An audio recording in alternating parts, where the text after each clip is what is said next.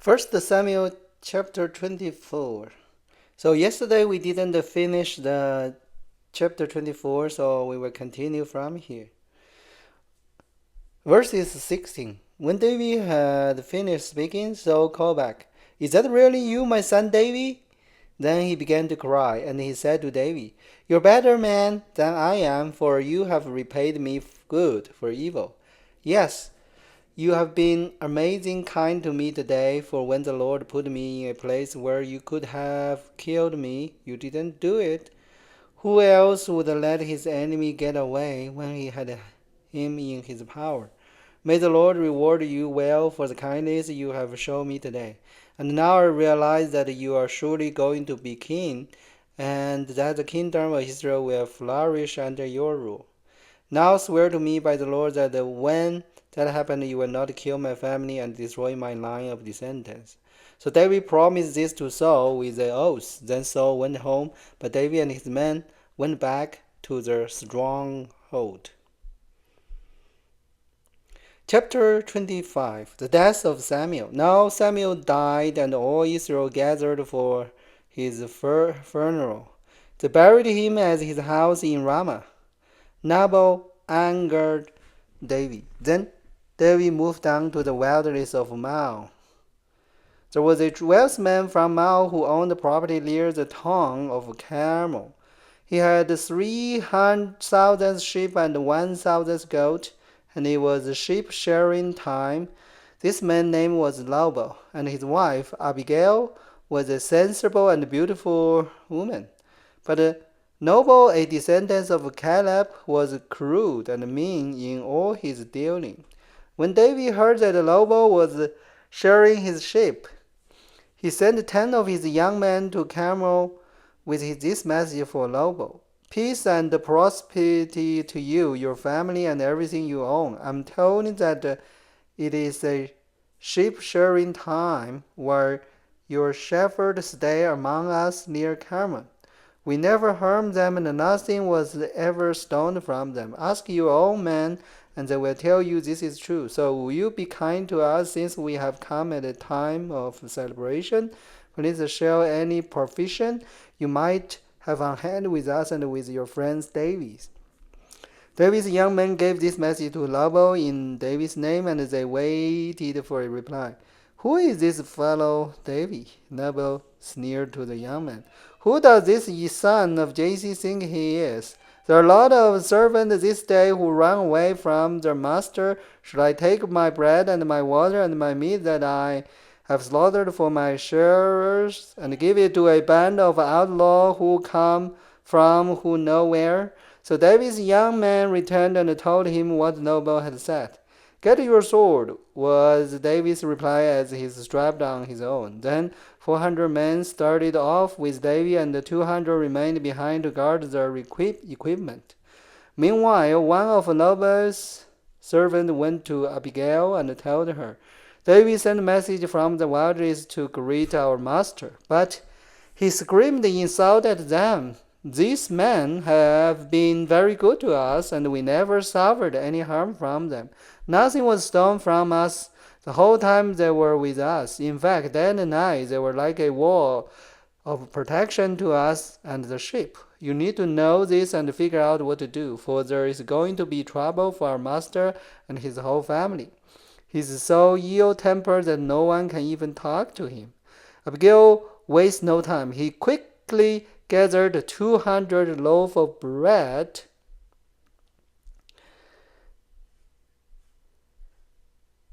2 wineskins of wine, 5 sheep that had been slaughtered, nearly a bushel of roasted grain, 100 clusters of raisins, and 200 fig cakes.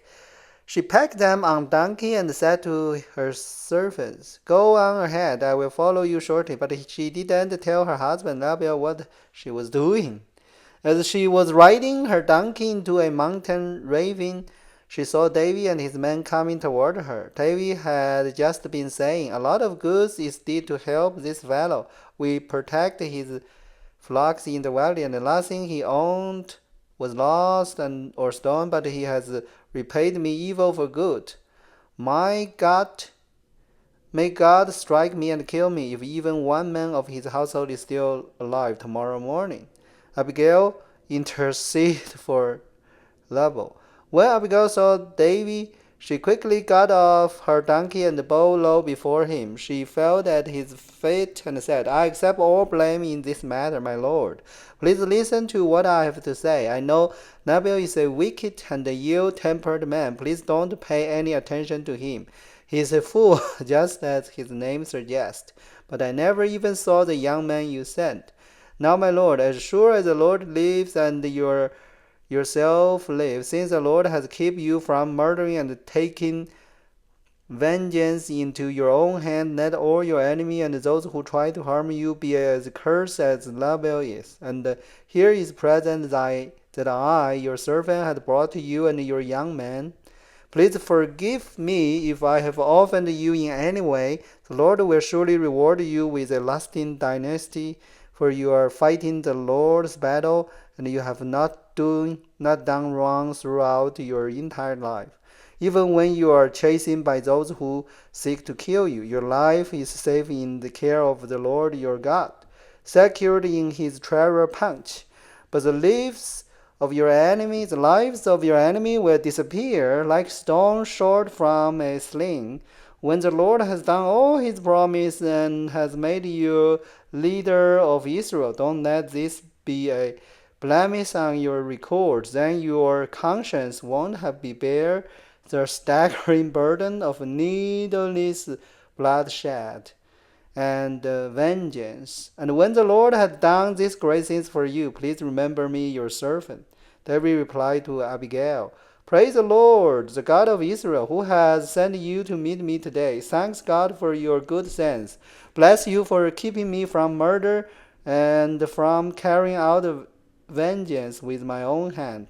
For I swear by the Lord, the God of Israel, who has kept me from hurting you, that if you have not hurried out to meet me, not one of Nabal's men would still be alive tomorrow morning. Then David accepted her present and told her, Return home in peace. I have heard what you said. We will not kill your husband. When Abigail arrived home, she found that Nabal was throwing a big party and was celebrating like a king. He was very drunk, so she didn't tell him anything about her meeting with David until dawn the next day. In the morning, when Nabal was sobered, his wife told him what had happened. As a result, he had a stroke, and he lay paralyzed on his bed like a stone. About 10 days later, the Lord struck him, and he died.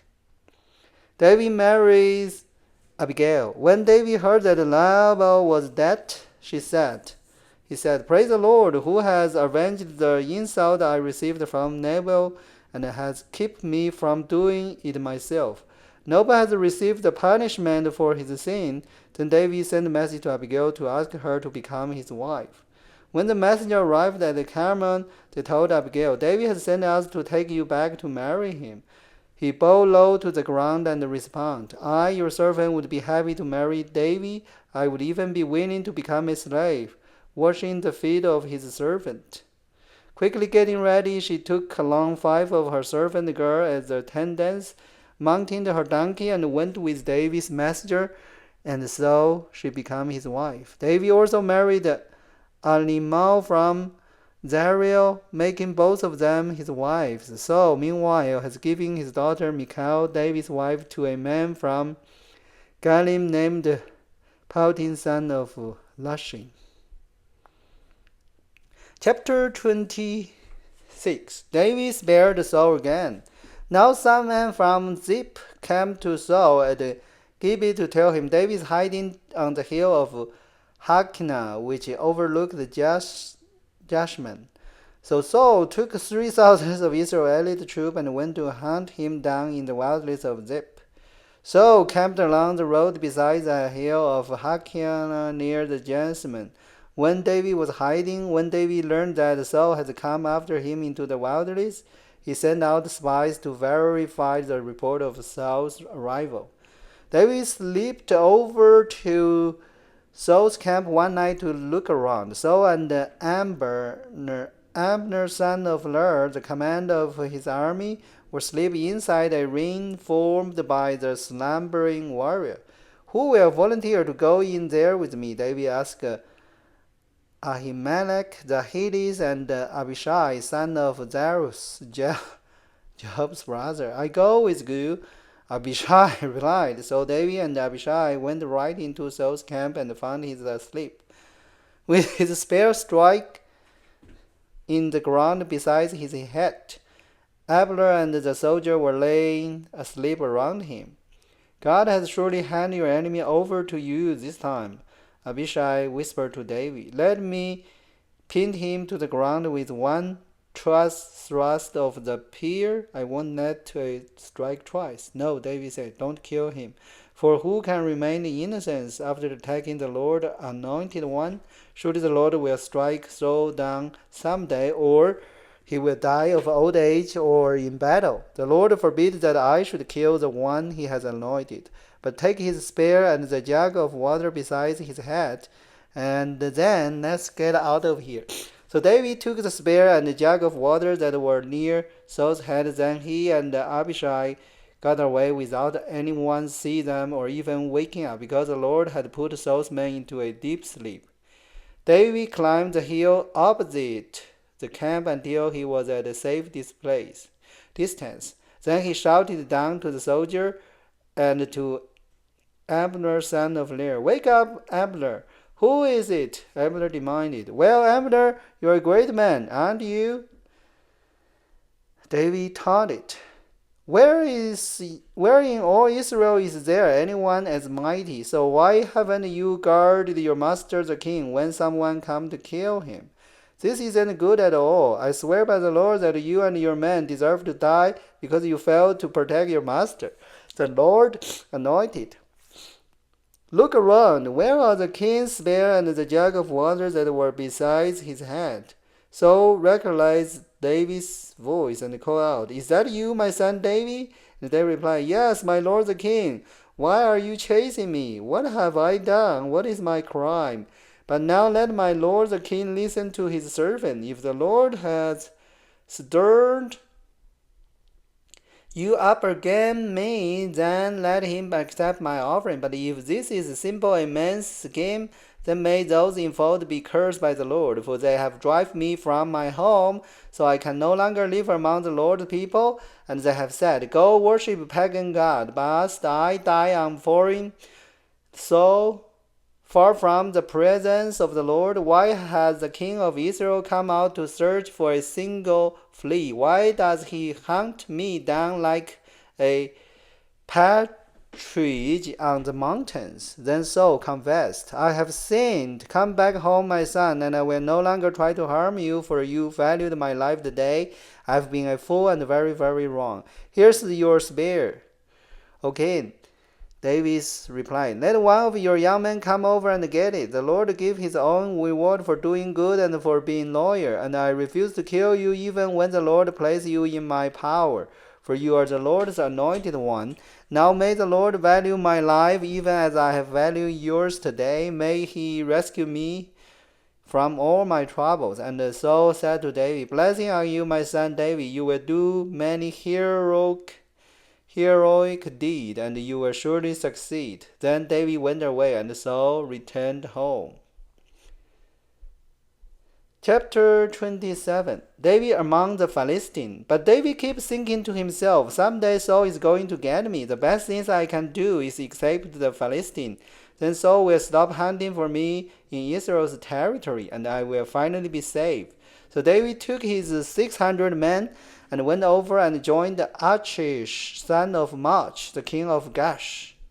David and his men and their family settled there with Achish at Gash. David brought his 2 wives along with him, Ahinoam from Jeriz and Abigail, Nabal's widow, from Carmel. Word soon reached Saul that David had fled to Gash, so he stopped hunting for him. One day David said to Achish, If it is all right with you, we would rather live in one of the country towns instead of here in the royal city. So Achish gave him the town of Ziklag, which still belongs to the king of Judah to this day, and they lived there among the Philistines for a year and 4 months.